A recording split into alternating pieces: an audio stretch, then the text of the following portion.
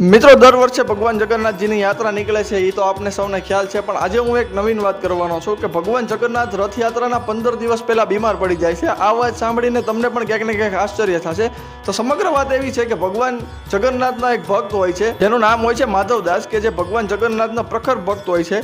અને થાય છે એવું કે તે બીમાર પડે છે અને ત્યારબાદ તેને ઘણા લોકો કહે છે કે તું વૈદ્યને બતાવી અને તારી સારવાર કરાવો, પણ તે ભગવાનમાં ખૂબ જ શ્રદ્ધા ધરાવે છે અને કહે છે કે ખુદ ભગવાન મારું ધ્યાન રાખે છે તો મારે શું દવાની કે વેદની જરૂર છે।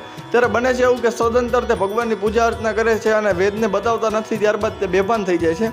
ત્યારે તેના પરિવારમાં આસપાસ કે પરિવાર તેમનો હોતો નથી, એટલે ભગવાન જગન્નાથ સ્વયં પૃથ્વી ઉપર તેમની સેવા કરવા માટે આવે છે। અને ત્યારે માધવદાસ જ્યારે બેહોશીની હાલતમાંથી મતલબ કે બેભાનમાંથી જ્યારે બહાર આવે છે અને તેને જોવે છે કે ભગવાન જગન્નાથ સ્વયં તેમની સેવા કરે છે, ત્યારે મિત્રો તેને એક આશ્ચર્ય થાય છે કે ભગવાન તમે ખુદ મારી અત્યારે સેવા કરવા માટે આવો છો। ત્યારે ભગવાન કહે છે કે આવા જે ભક્તો હોય છે તે જ્યારે પણ મુશ્કેલીમાં હોય ત્યારે ભગવાનને ખુદ તેમની મદદ કરવા માટે ધરતી ઉપર આવવું પડે છે। ત્યારે મિત્રો માધવદાસ કહે છે કે તમે તો ભગવાન છો, આ જગતનો નાથ છો, તો તમે તો ખુદ ધારો તો મારી બીમારી પણ મટાડી શકો છો, તો તમે શું કામ મારી સેવા કરો છો, તમે શું કામ મારી મદદ કરો છો।